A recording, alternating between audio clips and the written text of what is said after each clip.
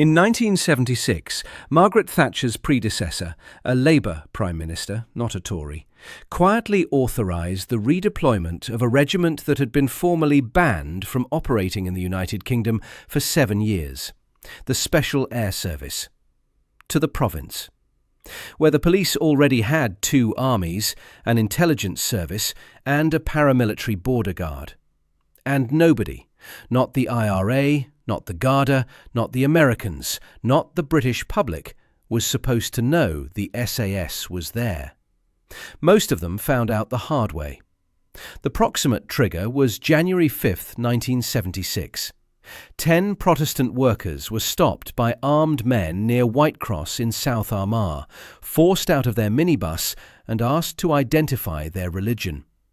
The single Catholic in the group was told to run. He ran.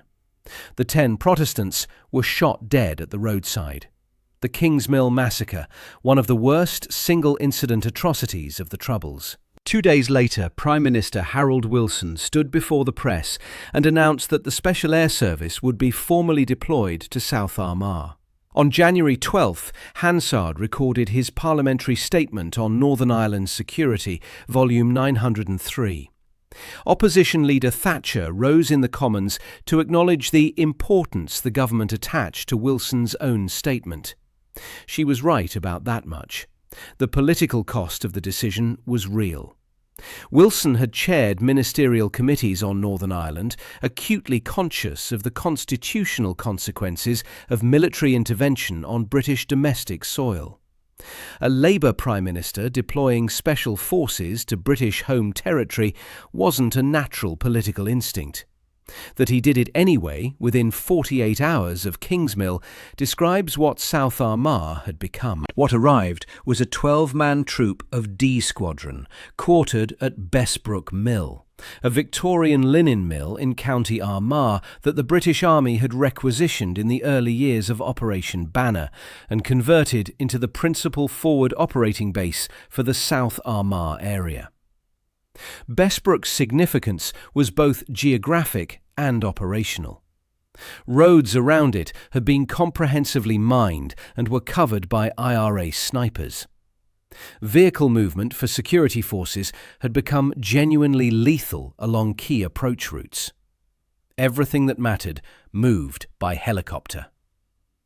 By the height of the Troubles, Bessbrook's landing pad had become the busiest helipad in Europe. Basing out of Bessbrook signalled intent. The SAS was at the heart of the highest threat zone in the province, not managing the threat from a distance. The official mandate described the initial SAS role as surveillance and intelligence gathering, usually by way of foot patrols and covert observation positions. Both accurate and incomplete. British state papers, declassified after the fact, revealed that SAS personnel had been operating in Northern Ireland in various forms before 1976. Training, advising, conducting operations under other institutional covers. The DTIC monograph, British Intelligence and the IRA, is direct about it. The official party line is that the SAS wasn't committed to Ireland until 1976, but SAS personnel had previously served in Northern Ireland. January 1976 formalised what was already happening, attached parliamentary acknowledgement to it and, crucially, brought with it the chain of legal accountability that acknowledgement required. Squadrons A, B, D and G would rotate through on 4 to 6 month cycles, formally subordinate to the Royal Ulster Constabulary through the doctrine of police primacy. In districts where IRA control of territory was near total, police primacy was sound constitutional theory and partial operational fiction.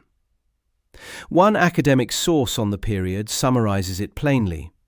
The expectation that the army, including the SAS, would support police primacy was unrealistic in areas of high Republican violence. The doctrine constrained, shaped, and ultimately disciplined the SAS's operations in ways that would have lasting consequences, most of them unintended by the people who designed the constraint. What made the deployment coherent was the intelligence architecture being built around it. In November 1972, the Army had established 14 intelligence company, universally called the DET, formerly the Special Reconnaissance Unit, to replace the Military Reaction Force, disbanded after controversy. The DET was built differently from anything that had preceded it. Operators ran a 6-month training course and then deployed on 18-month rotations in the province, long enough to develop genuine local knowledge, the kind that 4-month conventional rotations couldn't produce. They were trained by the SAS, the Special Boat Service, and the Intelligence Corps. Both male and female operators deployed in the field, which opened surveillance options that all male units couldn't manage without drawing attention in small rural communities. James Rennie, a former DET officer who published a memoir in 1996 with Ministry of Defence clearance, described deploying one female operator in the car at a time for vehicle observation of target properties. Patient, granular, civilian cover work, sustained over months rather than weeks.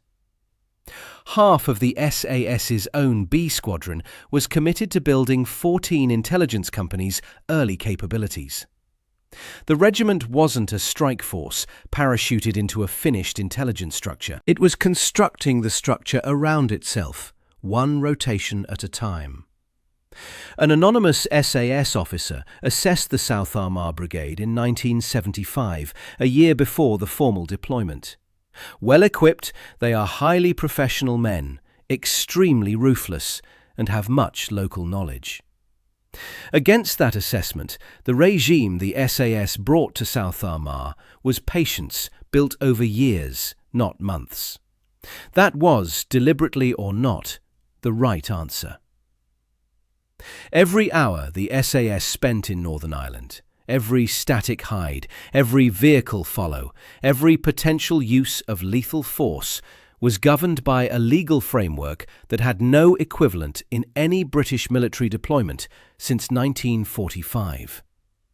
The yellow card is where most accounts of SAS operations in the province begin, and where most stop.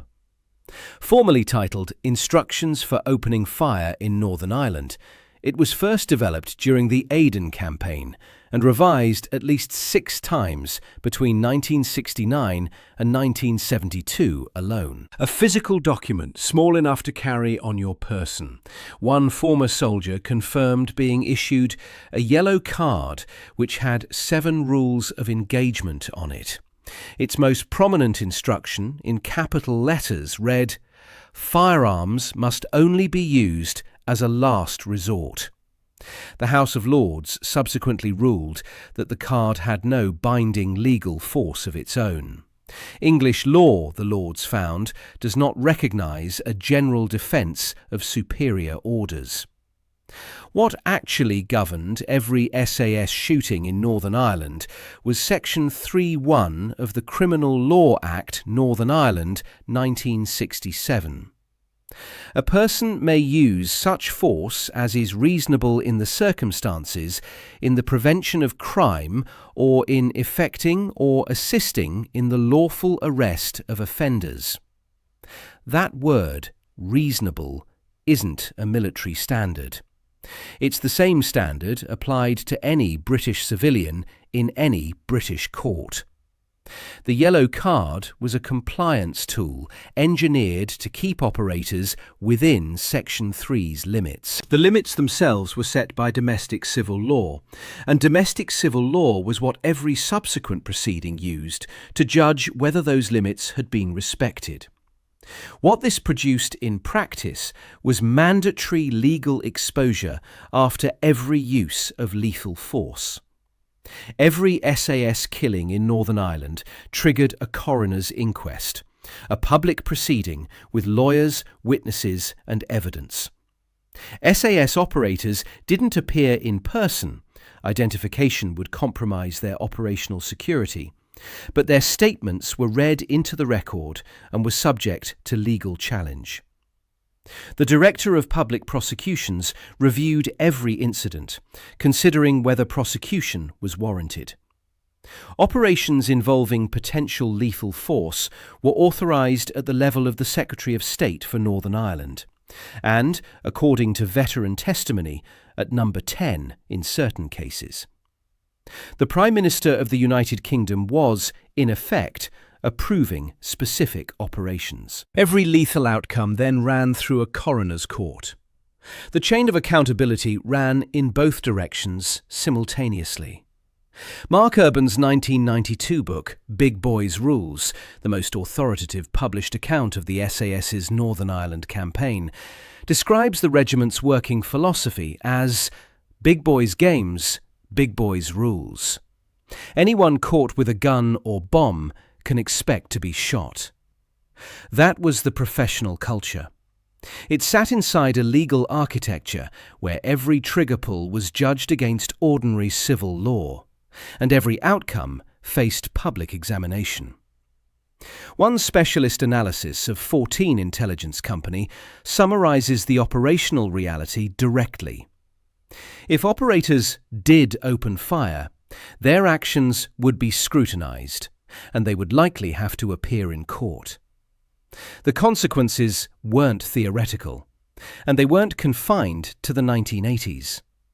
Decades after the Troubles, inquests and civil proceedings arising from SAS operations were still active and producing binding new verdicts. A Court of Appeal ruling in 2024 found an SAS soldier justified in shooting an unarmed IRA driver at the Cogue ambush in 1991, with Lady Chief Justice Keegan noting that the soldier had responded to a collective threat. A separate inquest, completed in February 2025, examining a different 1992 ambush in County Tyrone, found that the use of lethal force by SAS soldiers who killed 4 IRA members wasn't justified or reasonable. 40 years on, the legal structure built around that original 1967 statute was still generating binding judgments about specific individual shootings. The Stalker inquiry belongs in this picture carefully, because its framing has been used to mean more than the evidence supports. John Stalker, Deputy Chief Constable of Greater Manchester, was appointed to investigate allegations of what became publicly described as a systematic shoot-to-kill policy, a political term applied primarily to RUC Special Branch operations in 1982 rather than to SAS operations as a whole. Stalker was controversially removed from the inquiry before he completed it. Evidence was destroyed during the process, as a Guardian investigation confirmed. The findings that eventually emerged were inconclusive. The specific allegations were neither fully substantiated nor definitively refuted. The SAS's operations existed in that unresolved space, subject to individual legal scrutiny through the inquest system, partially shielded from systematic external review by classification and the interrupted state of the Stalker proceedings. Whether that gap reflected policy or institutional reflex is precisely what the incomplete inquiry couldn't answer. What the legal framework produced, paradoxically, was institutional discipline. Knowing that every use of lethal force would face public examination, that a coroner's jury, the DPP, and potentially a European court would later reconstruct the sequence of events, shaped every stage of planning from the beginning. The intelligence had to be specific enough to satisfy a subsequent court. The threat had to be credible and documented. The observation post logs, the surveillance records, the movement patterns assembled over weeks, these weren't just operational data. They were also the evidentiary foundation of the legal case that would follow. The courtroom was inside the operation from the first day, whether anyone acknowledged it explicitly or not. South Armagh, Spring 1987. The East Tyrone Brigade of the Provisional IRA had spent 2 years refining a specific tactical template. On December 7th, 1985, they raked the RUC barracks at Ballygawley with machine gun fire and killed 2 police officers. On August 11th, 1986, they hit the RUC base at the Birches. A JCB backhoe loader drove through the security perimeter fence with a bomb in its front bucket, while gunmen raked the building. The Birches was unmanned, no casualties, but the tactic was established, and the brigade knew it worked. A bomb in a digger bucket delivered through a fence. Patrick Joseph Kelly, born March 19, 1957, had commanded the East Tyrone Brigade since 1985, implementing alongside Jim Liner and Padraig McKerney a strategy of denying ground, destroying lightly manned RUC stations faster than they could be rebuilt or repaired. Loughgall was next on that list, a part-time station in a small North Armagh village staffed by 3 local officers and open only from 9 to 11 and 17 to 19 daily. Minimal presence, minimal resistance. Well-established blueprint. What the brigade didn't know was that British security forces had detailed intelligence of the planned attack weeks in advance and identified the specific target more than 10 days before the operation. The RUC's E4A surveillance unit had been monitoring IRA members transporting explosives to a disused barn in the area. A JCB digger was discovered parked at a farm 16 kilometres from Loughgall. 14 intelligence company operators drove the back roads into the village, maintaining covert observation on the operation as it assembled. On the evening of May 7, 1987, SAS soldiers were briefed at Marne Road Barracks in Portadown at approximately 8:30 p.m. The operation was designated Operation Judy.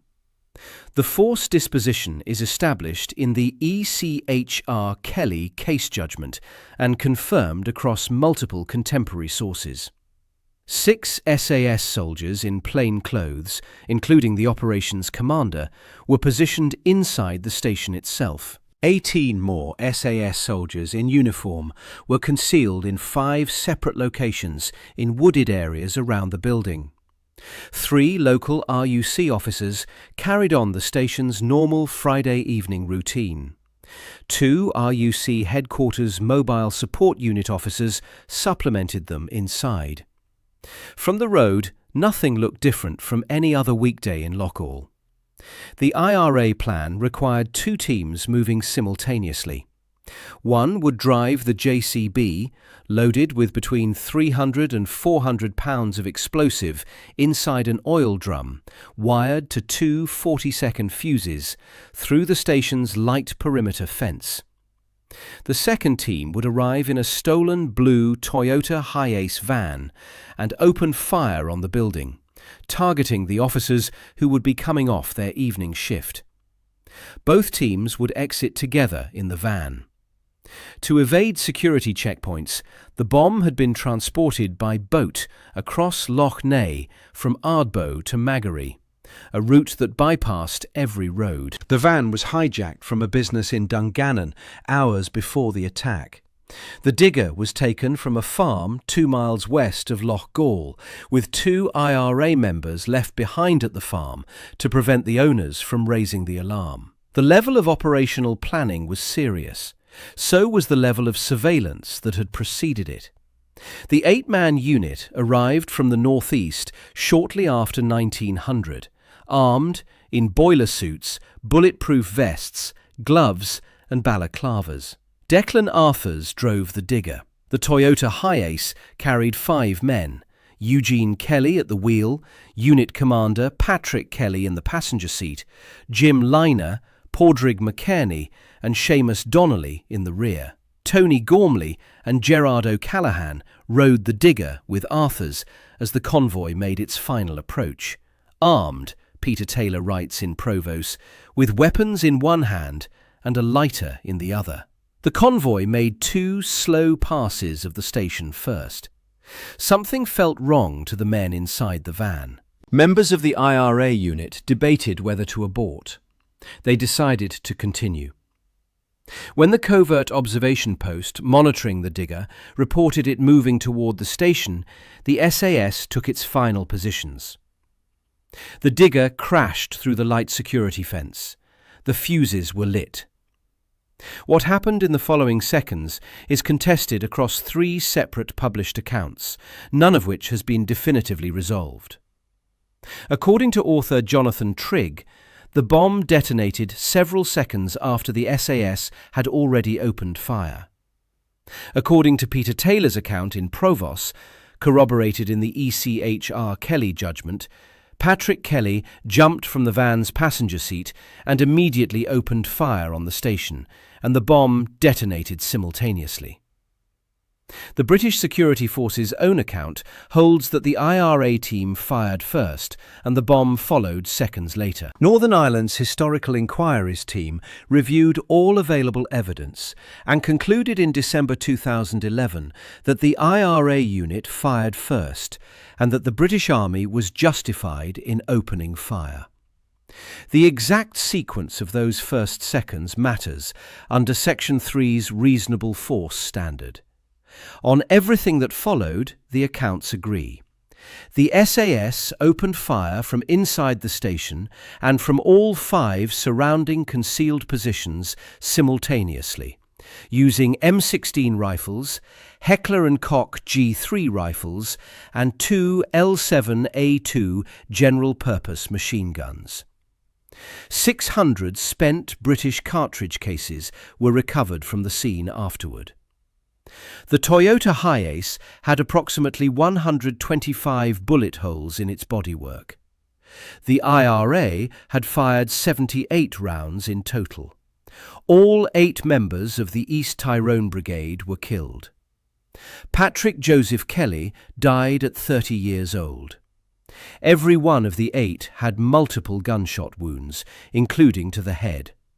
3 were shot at close range as they lay on the ground, wounded or dead. 2 of the 8 were subsequently found to have been unarmed when they died. 1 civilian also died. Anthony Hughes and his brother Oliver were driving home in a white Citroën GS after repairing a lorry in the area. They drove behind the IRA van and straight into the ambush zone. Anthony was at the wheel. Oliver, in the front passenger seat, wore blue coveralls, similar to the boiler suits the IRA members had on.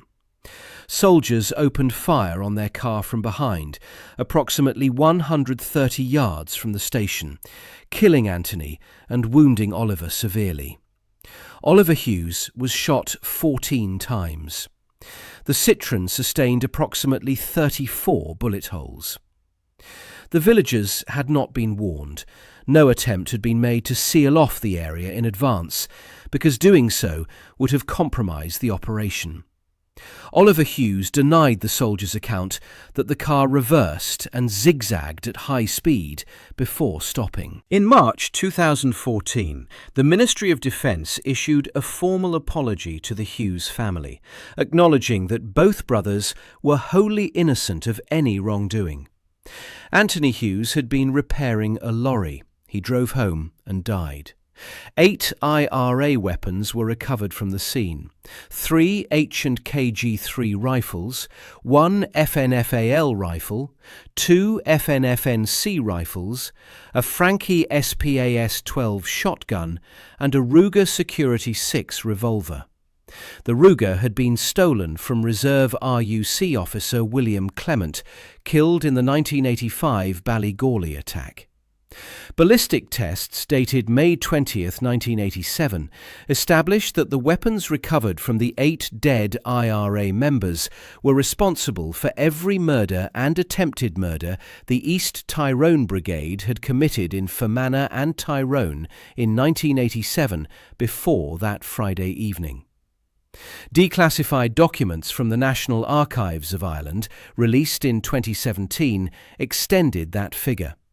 The weapons were linked to 40 to 50 killings in total.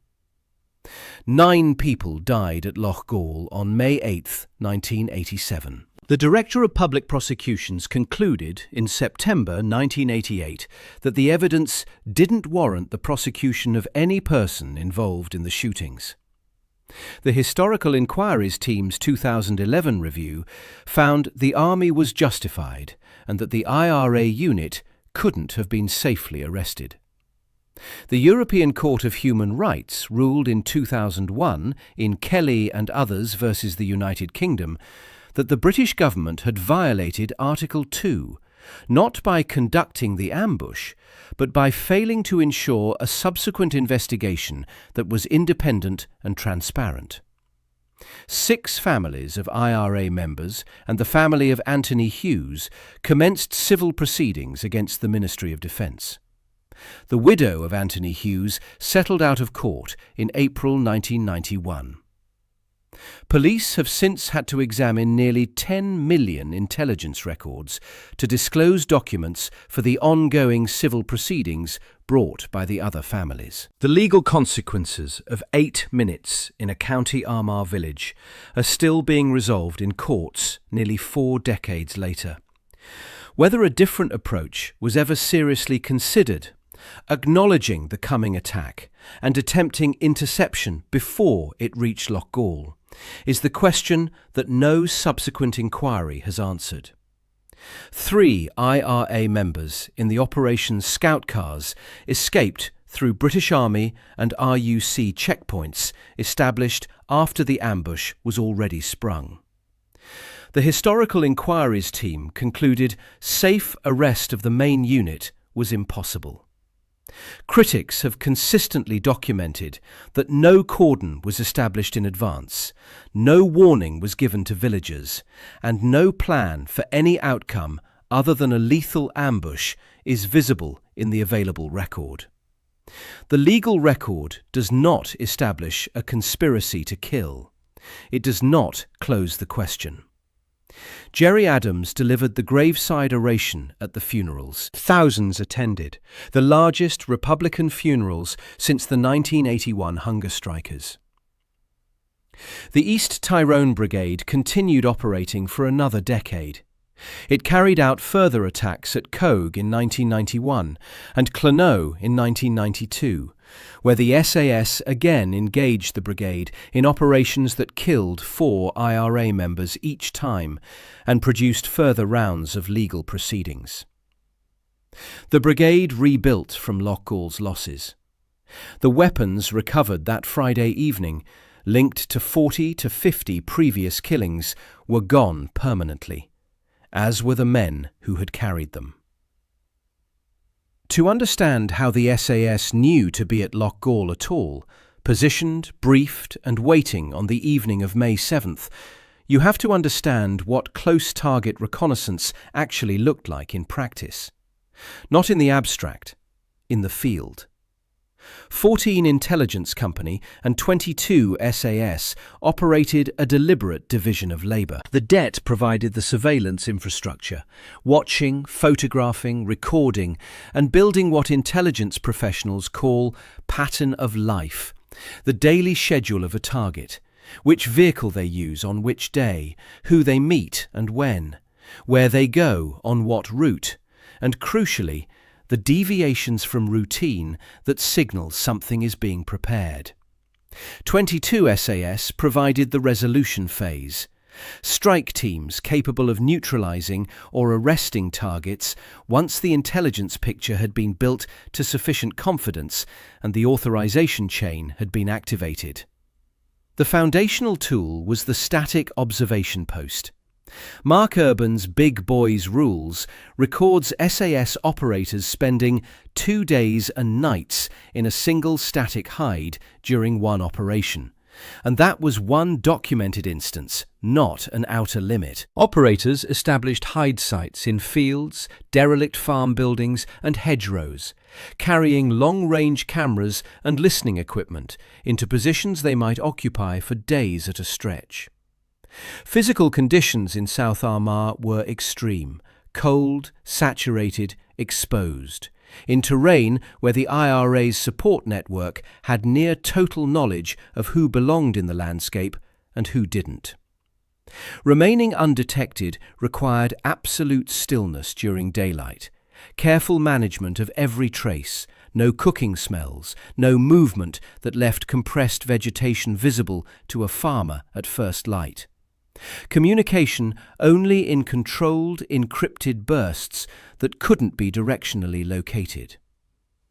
Approaching a hide site without leaving a visible track and departing without compressing the grass or leaving any footprint could take nearly as long as the observation period itself.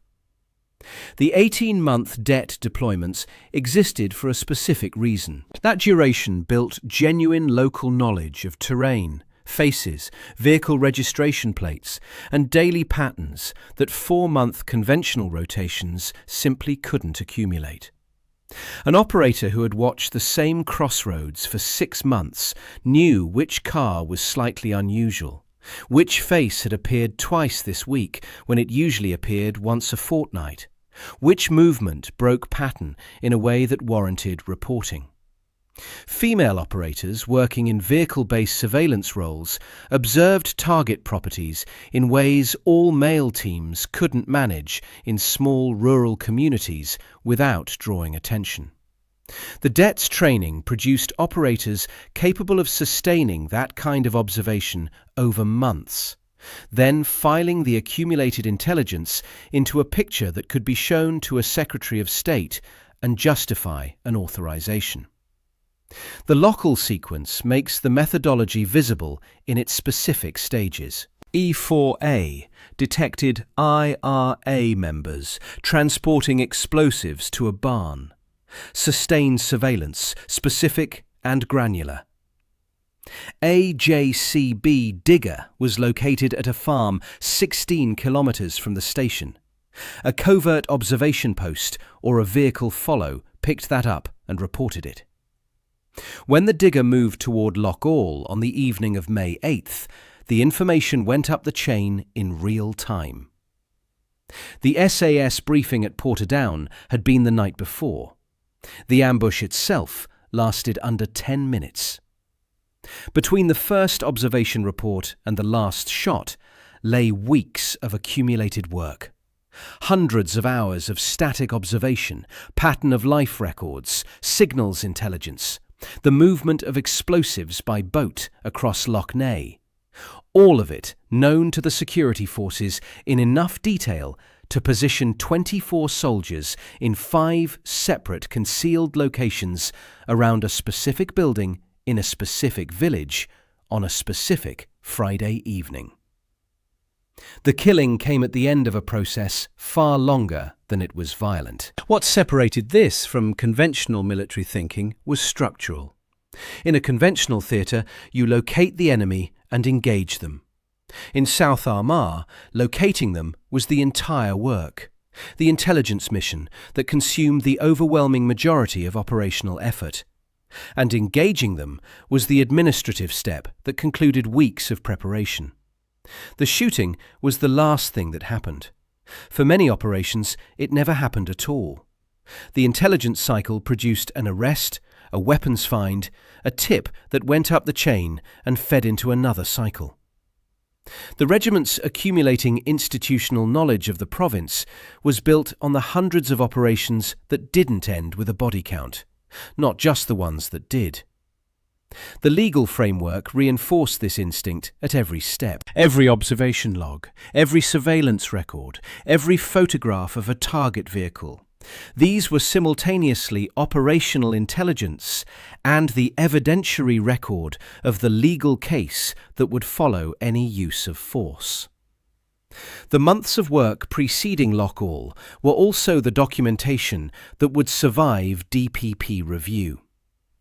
An operation built on thin intelligence that produced a lethal outcome, which then couldn't withstand inquest scrutiny, was an operational failure as much as a legal one. The courts were driving the patience. The patience was producing the results. In 2005, 14 Intelligence Company was formally reconstituted as the Special Reconnaissance Regiment, a permanent element of the UK Special Forces structure. The surveillance methodology, built across 33 years of Operation Banner, became an institutional capability, deployable anywhere. Its operators went to Iraq and Afghanistan, carrying the same foundational doctrine: extended covert observation, pattern of life analysis, target development before the resolution phase. The technique that found the JCB digger 16 kilometres from Loughgall was the same technique used to build targeting packages in Mosul and Helmand 20 years later. Not metaphorically. In terms of personnel, training lineage and operational doctrine. Gibraltar, March 6, 1988. From at least February 1988, MI5 had been coordinating surveillance operations across the Spain-Gibraltar border after intelligence indicated a provisional IRA active service unit was planning a bomb attack. 3 IRA members had been identified: Danny McCann, previously convicted of possession of explosives; Mairead Farrell, who had served 14 years for causing explosions and was acknowledged as the leader of the IRA prison wing during her imprisonment; and Sean Savage, described by MI5 as an expert bomb maker. At the midnight briefing on March 5th to 6th, Gibraltar's Commissioner of Police was told all 3 were dangerous terrorists who would almost certainly be armed and would be likely to use their weapons if confronted. A female IRA operative, Siobhan O'Hanlon, had been part of the original surveillance team in Gibraltar, but had noticed Spanish intelligence following her in Spain and returned to Northern Ireland. Farrell replaced her barely a fortnight before the operation's final phase.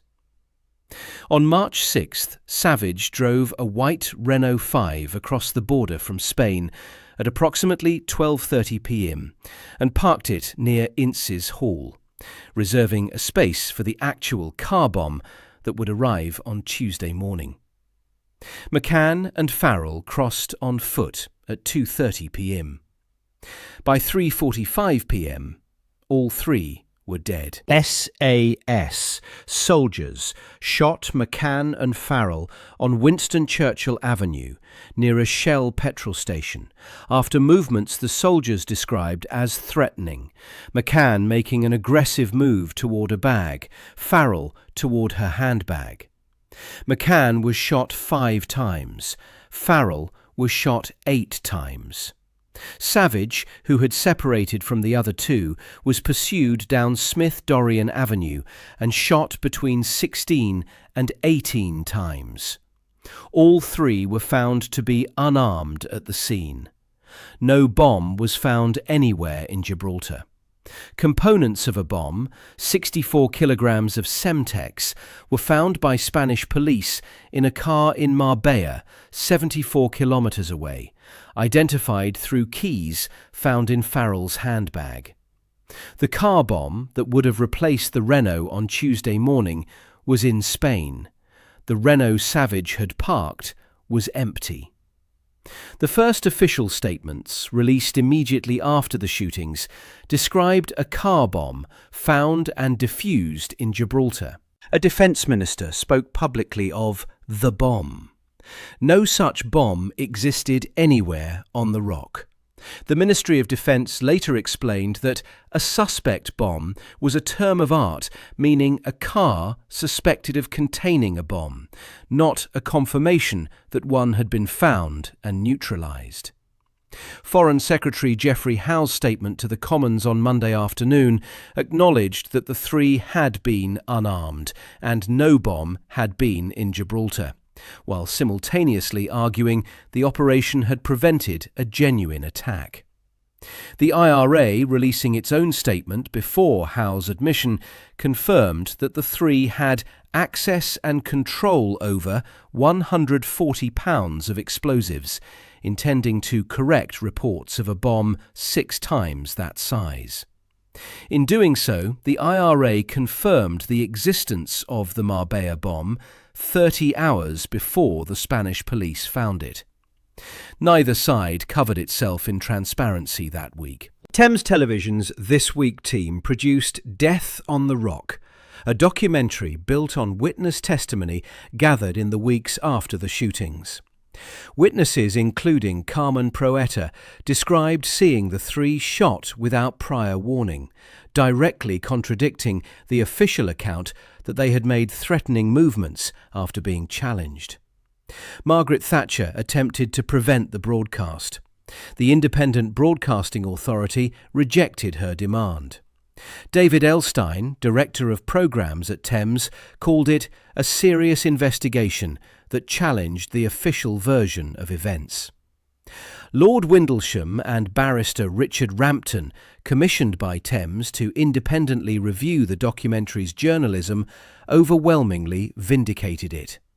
Proetta won libel damages against The Sun and the Sunday Times for reporting that attacked her credibility.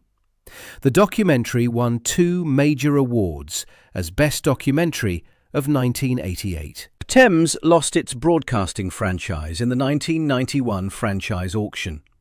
Elstein has acknowledged that Thames's own bidding tactics were a factor, while the broader punitive intent of the auction toward ITV for its perceived editorial excesses was acknowledged at the time by numerous observers inside and outside the industry.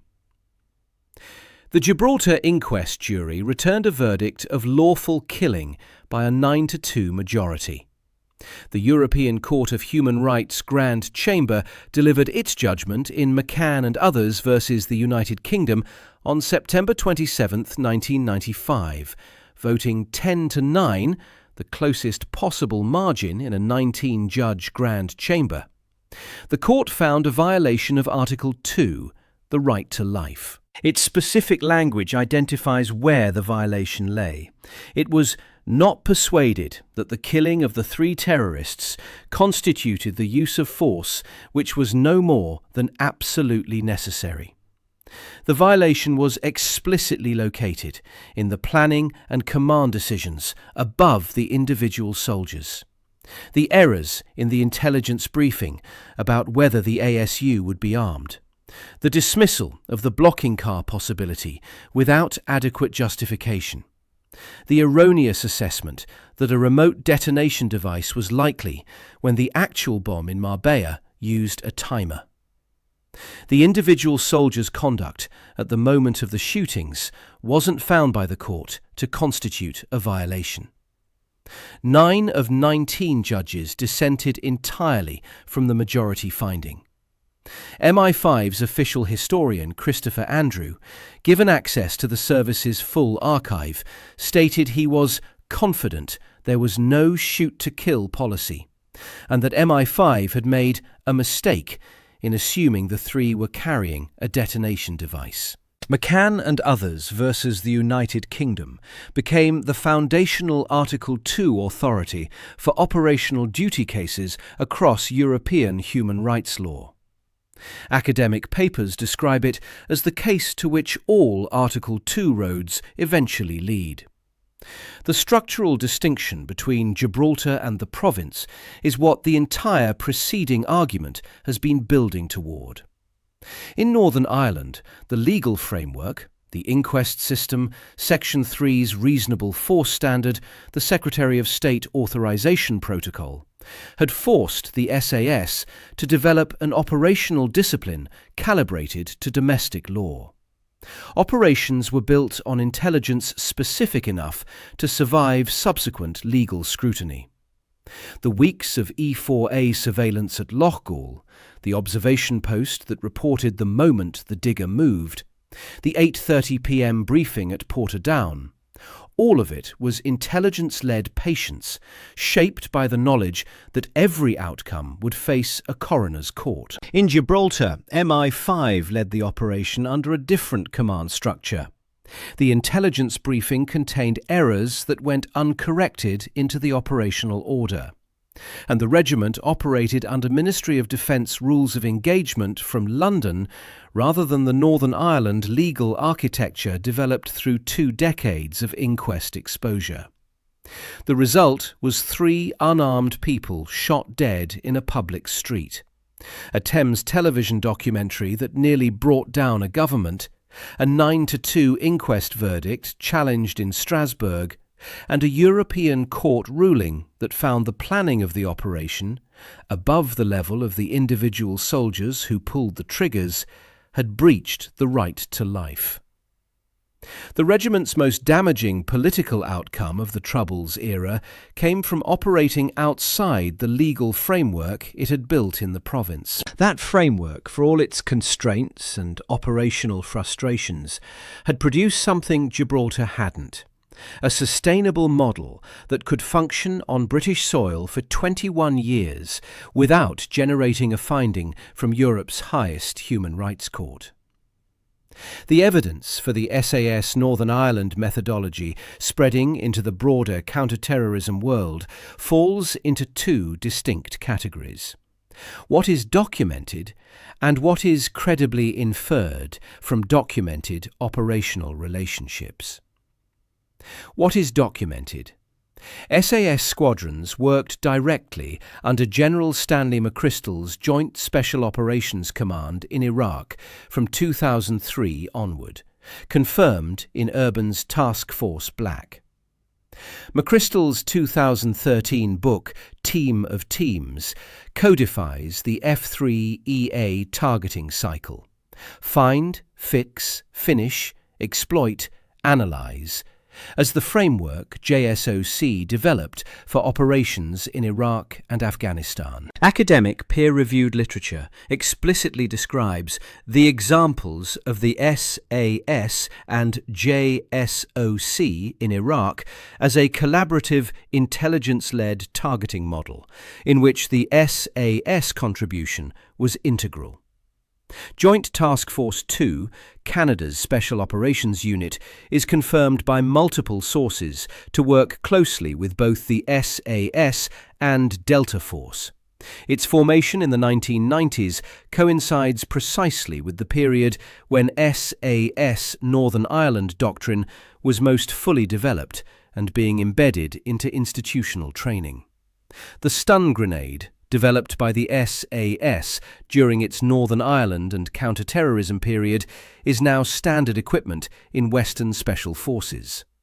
Equipment, training methods, and operational personnel moved through joint operations, through NATO training structures, through the relationships formed across 2 decades of shared theatres in the Gulf, the Balkans, and beyond. What is credibly inferred? The sustained surveillance, pattern-of-life intelligence, and intelligence-led resolution sequence that defined the DET and SAS Northern Ireland work maps structurally onto the F3EA cycle. The find and fix stages, extended covert observation, target development across weeks or months, intelligence that reaches sufficient confidence before any action is authorised, are the Northern Ireland methodology, formalised and named a generation later. An operator who served 18 months in South Armagh in the mid-1980s, lying in a static hide, watching a farmyard gate and building pattern-of-life intelligence before any authorisation to move, was practising the foundational skills of the loop McChrystal would later articulate in Team of Teams. What available primary sources don't confirm? An explicit statement by McChrystal or any JSOC commander that the F3EA cycle was directly derived from SAS Northern Ireland operations specifically. The connection is structural, strong, and drawn by secondary analysts working from documented operational parallels. The influence is real. Its formal transmission path is partially documented and partially inferential. That gap is worth naming directly, because it reflects how deeply the Northern Ireland operations remain classified, not how thin the connection actually was. The doctrine moved through people rather than documents. Operators who had served in the province went to the Gulf War in 1991, to Bosnia, to Iraq, to Afghanistan, carrying 2 decades of learned behaviour into every new theatre. The patience, the surveillance discipline, the forensic approach to target development, the foundational instinct that the shooting comes last and the intelligence comes first. Those habits could be demonstrated in joint operations, taught in training programs, observed and absorbed by Allied units working alongside British Special Forces in the same forward operating bases. The method moved through those human relationships in ways that produce no neat documentary trail, which is itself consistent with how the Northern Ireland operations were conducted from the beginning. How many IRA members the SAS killed across the 21-year deployment depends entirely on whose counting methodology you accept. A 1997 academic paper in Irish Studies in International Affairs, published by the Royal Irish Academy, puts the figure at 38 IRA gunmen killed since 1976. Other assessments, applying broader attribution criteria that include operations where SAS involvement was probable but unconfirmed in public records, reach totals of over 60. The confirmed and publicly documented anchors are specific. 8 killed at Loughgall in 1987, 3 at Gibraltar in 1988, 4 at Coe in 1991, 4 at Clonau in 1992. The running total of confirmed, publicly attributed SAS killings sits well below the highest estimates, which indicates the upper figures incorporate operations where attribution is probable, but the records are sealed. Adding contested or probable attributions to confirmed ones, without distinguishing between them, is what produces the wide variation. Different methodologies, measuring different things, describing the same events in incompatible ways. Freedom of information requests for SAS operational records from Northern Ireland have been denied on national security grounds. Operation Canova, established to examine the activities of the agent known as Steakknife and the Force Research Unit, has been working through intelligence files numbering in the millions. The UK government was still actively withholding related material as recently as September 2024. The full operational record of 21 years in South Armagh and beyond remains substantially classified. That classification is itself a fact about the deployment. The most extensively documented Special Forces campaign in British military history remains the one whose central operational records are most comprehensively sealed from public view. The IRA announced its ceasefire on July 20, 1997. Military operations from 12 midday on Sunday, July 20, 1997. With the ceasefire, the active interdiction role that had defined the SILES's Northern Ireland presence ceased to have targets in the way it previously had. Operation Banner formally ended in July 2007. Elements of the Special Reconnaissance Regiment deployed as recently as 2010 to assist the police service of Northern Ireland with technical surveillance operations against dissident Republican groups. The infrastructure didn't switch off. It adapted to the new operational environment. What 21 years in the province actually produced was a counter-terrorism doctrine that ran entirely contrary to the public image of the regiment surrounding it. The public image is kinetic: ambushes, dead IRA men in country lanes, the SAS as an instrument of controlled lethality. Measured by hours spent, the reality was different by an order of magnitude. Operators in static hides for days on end, surveillance teams building pattern-of-life records across months, intelligence analysts correlating vehicle movements, phone intercepts, the reported appearance of a digger parked 16 kilometres from an RUC station in rural Armagh. The shooting was the last thing that happened. For the majority of operations, it never happened at all.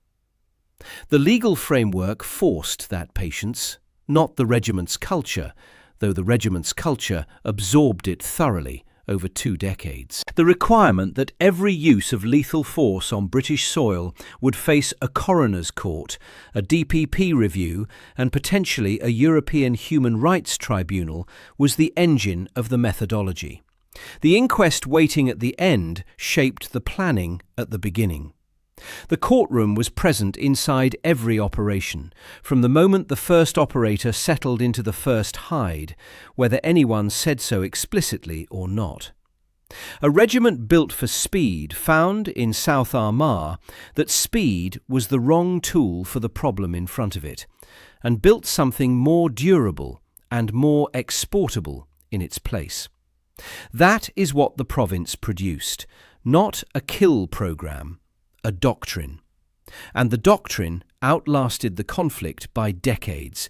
In every theatre the men who built it subsequently entered, and in every unit that worked alongside them long enough to learn what patience looked like when it was being applied by people who really understood it. The SAS left Northern Ireland in 1997. The methods stayed. The men who developed them are still alive. Most of them have never spoken on camera. They probably never will. Subscribe for more stories like this.